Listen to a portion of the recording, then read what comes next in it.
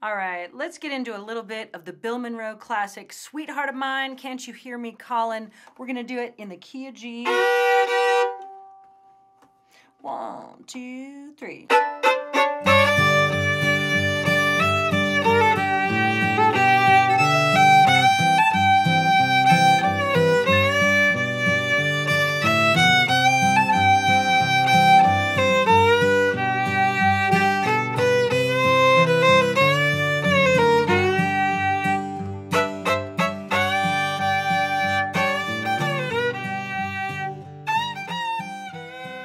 So let's get into the melody of this classic Bill Monroe song, Can't You Hear Me Calling?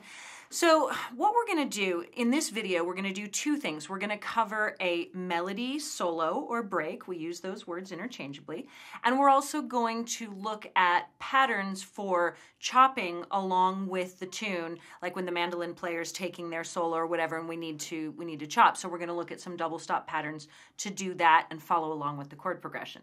But we're going to start with this solo or break. Now, this tune, this song, actually, songs have words, tunes do generally not, but this song it's such a sort of classic melody, and even the more advanced break is going to really stick with that quite a bit because people have really been playing sort of the same version of this since Bill Monroe recorded it, and which is great. And it's one of the things that makes bluegrass really comforting is that that you can, just kind of stick with the original thing and everybody's going to be happy about it. And this is a really fun one to play. So this has a slightly different set of pickup notes than some of the other lessons that you'll find over here on the site.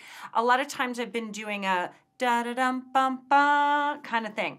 But because, as I mentioned, we try to stick on this song and a few others, we try to stick kind of close to the original recording solo. We're going to do a series of down bows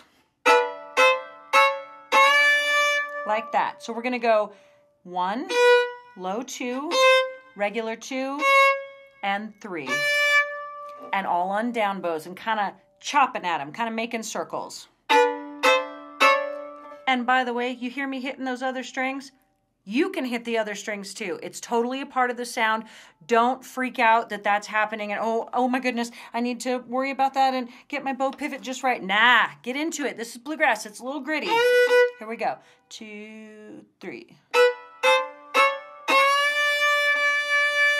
Now we're going to go 3, 4, 3,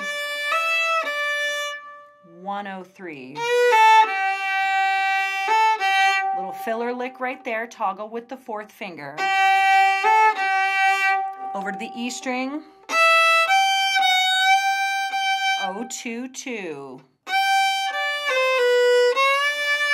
2, 3, 2, 1, 3. All right, now that you've seen that, let's do that a couple of times, see how that feels all together. We're going to do our down bows to start. 2, 3.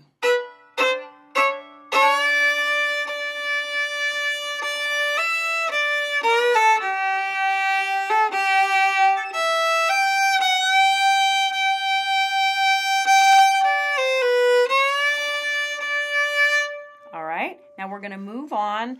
We're going to go back up to the E string. This is one of those songs that doesn't fit the structure that a lot of songs do where the first and third 2 bars are the same.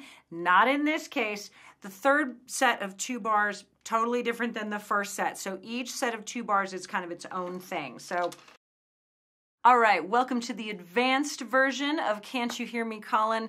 We're going to cover a couple of things in this video. Number 1, an advanced break for this. However, I don't know that I would call it an advanced break so much as I would just call it the break for this song. There were a few songs in the bluegrass tradition where things have not evolved a whole lot in terms of the solos that we play. A few things are just sort of considered classic, maybe even a little bit sacred. And the solo for this song is one of them. And I'm not entirely sure how we decide which things become unassailable, but for whatever reason, whenever you hear someone play the solo, the fiddle solo for this song, you're going to hear what I'm about to teach you.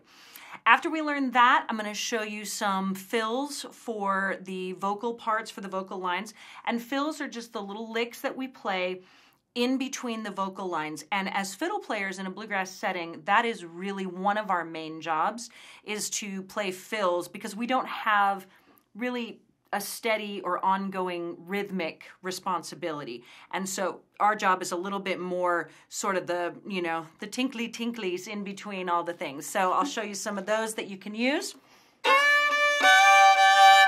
And here is our classic solo. So we're going to start just like we did in the melody, but we're going to hit the other strings a little bit more aggressively. So, and actually it doesn't matter if you hit the D string or the E string or both, but it's 1, 2, 2, 3. So, and when you land, you're going to land on A3, E2, that double stop right there. 2, 3.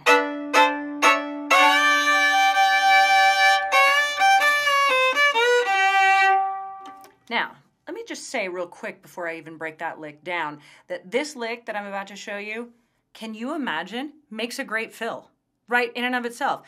So many fills and cool licks are in the middle of solos, and we don't really think about them out of context like that, but I'm going to try to point them out to you through, you know, some of these lessons and kind of say, hey, you know, that's not just part of the solo. That could be a really cool fill. If I'm doing, you know, the days are long. I mean, that's a great fill right there. So I just wanted to highlight that for you so you can see that. So we're gonna do, so 3, 2, 3, slide down, and then slide 1 up. So let's hear how the timing sounds. 2, 3. 4, 1.